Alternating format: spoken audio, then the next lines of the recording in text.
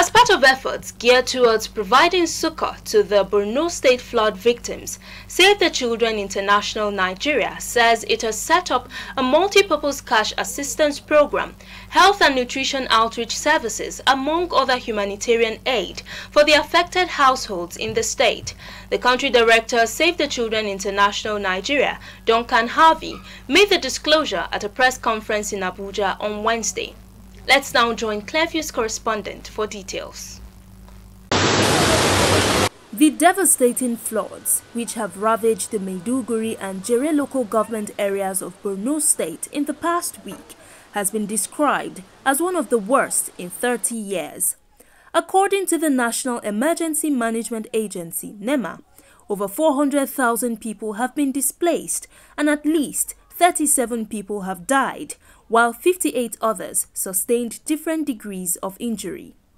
The floods hit Borno State last week after the Alau Dam impounding a regional river burst its banks, burying half the state capital, Maiduguri, and causing severe damage to buildings and other infrastructures. The Alau Dam was built in 1986 to help farmers in Maiduguri with irrigation.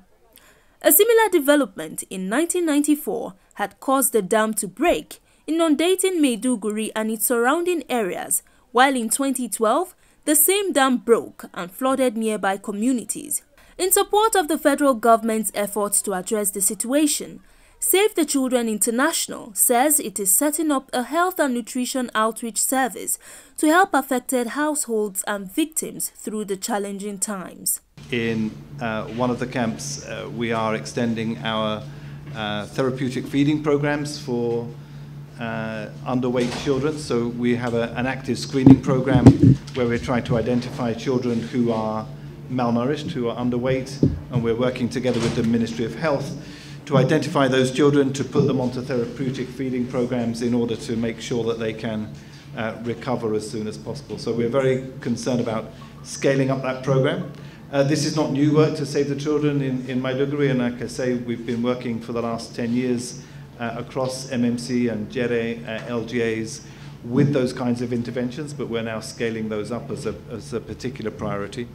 In terms of in the camps themselves, Save the Children, as I mentioned in the video, we had the team there on the Thursday night just before I had arrived had been staying up until 9 o'clock in the evening, working with local partners to distribute food rations to 3,000 people. We scaled that up successfully to 5,000 over the last few days. So we are working together with local suppliers, local vendors to provide prepackaged meals within the camps, so that we, again, recognizing that many people were forced to flee their homes.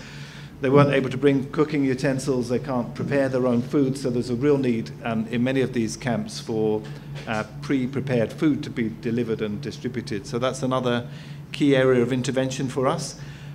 Water, as I mentioned, is a key priority, and we have been working with local providers to ensure thousands of litres of fresh water are being delivered to the sites, stored, chlorinated, cleaned, so that we can provide safe drinking water to children and their families in the camp. So food, water, health and nutrition is particularly of concern. As I said earlier, I think one of our major concerns for Save the Children is the protection of children in these in the camps, and the protection of children across Borno State.